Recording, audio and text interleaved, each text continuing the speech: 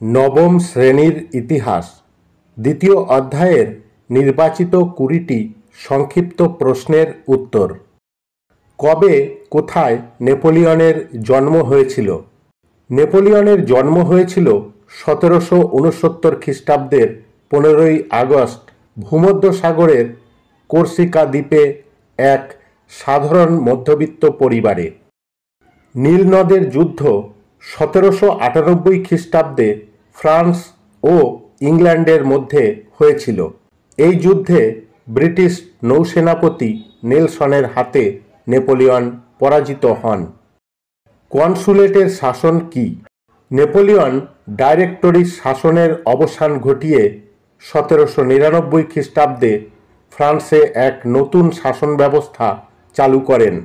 এতে ফ্রান্সের শাসনভার ছিল নেপোলিয়ন সহ মোট ৩ জন কনসালের হাতে। এটি কনসুলেটের শাসন নামে পরিচিত। নেপোলিয়নের অভিষেক সম্পন্ন হয় ১৮০৪ খ্রিস্টাব্দের ২রা ডিসেম্বর প্যারিসের নটরডাম গির্জায়। নেপোলিয়ন নিজেই মুকুট পরেন পোপ সপ্তম পায়াসের উপস্থিতিতে।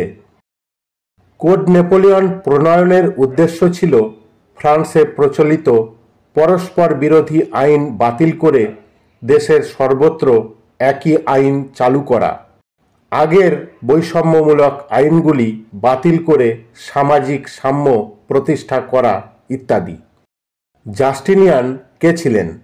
প্রথম জাস্টিনিয়ান বা জাস্টিনিয়ান দ্য গ্রেট ছিলেন একজন রোমান সম্রাট। রোমান সাম্রাজ্যের জন্য তার প্রণীত আইনবিধি কোড জাস্টিনিয়ান নামে পরিচিত। কনকর্ডাট বা ধর্মমীমাংসা চুক্তি কি? ফরাসি সংবিধান সভা ফরাসি গির্জা জাতীয়করণ করায় পোপের সঙ্গে ফ্রান্সের মতবিরোধ বাধে। এই বিরোধ মেটাতে নেপোলিয়ন ১৮০১ খ্রিস্টাব্দে পোপ সপ্তম পায়াসের সঙ্গে যে চুক্তি করেন তা কনকর্ডাট বা ধর্মমীমাংসা চুক্তি নামে পরিচিত। লিজিয়ন অব অনার হল নেপোলিয়ন প্রদত্ত এক রাষ্ট্রীয় সম্মান। এই সম্মান প্রদানের উদ্দেশ্য ছিল কর্মচারীদের দেশ সেবায় উদ্বুদ্ধ করা এবং কর্মদক্ষতা বৃদ্ধি করা। টেলসিটের সন্ধি ১৮০৭ খ্রিস্টাব্দে স্বাক্ষরিত হয়। এই সন্ধি স্বাক্ষরিত হয় রাশিয়ার জার প্রথম আলেকজান্ডার এবং ফরাসি সম্রাট নেপোলিয়নের মধ্যে। গ্র্যান্ড ডাচি অব ওয়ারশ কি? নেপোলিয়ন কর্তৃক প্রাশিয়ার অধীনস্থ পোল্যান্ড এবং রাশিয়ার কিছু অংশ নিয়ে গঠিত রাষ্ট্র সমবায় হল গ্র্যান্ড ডাচি অব ওয়ারশ। স্যাক্সনির রাজা এখানকার শাসন পরিচালনার দায়িত্ব পান। নেপোলিয়ন কেন কাদের দোকানদারের জাত বলতেন? শিল্প বিপ্লবের ফলে পণ্য উৎপাদন ও বিশ্বব্যাপী বাণিজ্য বৃদ্ধি পাওয়ায় ইংল্যান্ডের অর্থনীতি মজবুত হয়। এই জন্য নেপোলিয়ন ইংল্যান্ডকে দোকানদারের জাত বলে বিদ্রূপ করতেন। পোড়ামাটি নীতি হল একরকম রণকৌশল। এতে শত্রু দলের অগ্রগতির সময় নিজ সম্পদ ধ্বংস করে সেনাদের পিছিয়ে নেয় আক্রান্ত দেশ। ফলে শত্রুরা ওই দেশের সম্পদ কাজে লাগাতে না পারায় সমস্যায় পড়ে। নেপোলিয়নের আক্রমণের সময় রাশিয়া এই নীতি নিয়েছিল। জাতিসমূহের যুদ্ধ বলা হয় ১৮১৩ খ্রিস্টাব্দের লাইপজিগের যুদ্ধকে। এই যুদ্ধে ইউরোপের প্রায় ১৩টি রাষ্ট্র ফ্রান্সের বিরুদ্ধে অংশ নেয়। তাই এই যুদ্ধকে জাতিসমূহের যুদ্ধ বলা হয়। লাইপজিগের যুদ্ধ হয়েছিল চতুর্থ শক্তিজোট এবং ফ্রান্সের মধ্যে। এই যুদ্ধে পরাজিত নেপোলিয়নকে ১৮১৪ খ্রিস্টাব্দে ফন্টেনব্লুর সন্ধি দ্বারা ভূমধ্যসাগরের এলবা দ্বীপে নির্বাসিত করা হয়। নেপোলিয়নকে বিপ্লবের সন্তান বলা হয় কেন? নেপোলিয়ন রাজতন্ত্রের ঐশ্বরিক ক্ষমতার বিলোপ ঘটান, যোগ্যতাকে স্বীকৃতি দেন, আইনি সাম্য এবং ধর্মনিরপেক্ষতা প্রতিষ্ঠা করেন।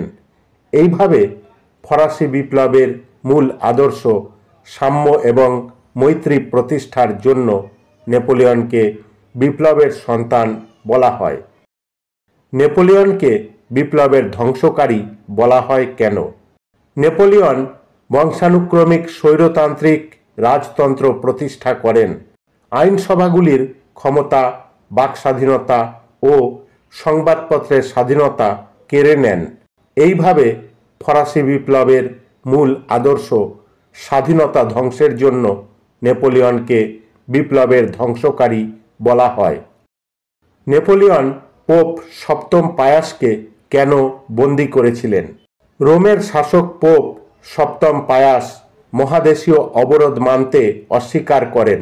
ফলে নেপোলিয়ন 1809 খ্রিস্টাব্দে তাকে বন্দী করেছিলেন। কসাক গেরিলা বাহিনী কি?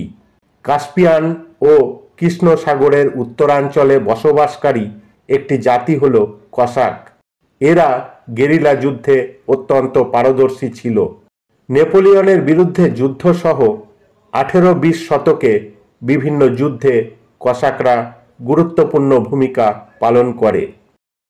নেপোলিয়নকে লাইপজিগের যুদ্ধের পর ভূমধ্য সাগরের এলবা দ্বীপে নির্বাসিত করা হয়।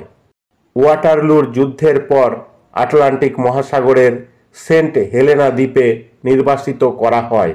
এখানেই 1821 খ্রিস্টাব্দের 5 মে নেপোলিয়নের মৃত্যু ঘটে। ওয়ার অ্যান্ড পিস গ্রন্থের রচয়িতা হলেন লিও টলস্টয়, আর ডেভিড কপারফিল্ড গ্রন্থের রচয়িতা হলেন চার্লস ডিকেন্স। ধন্যবাদ।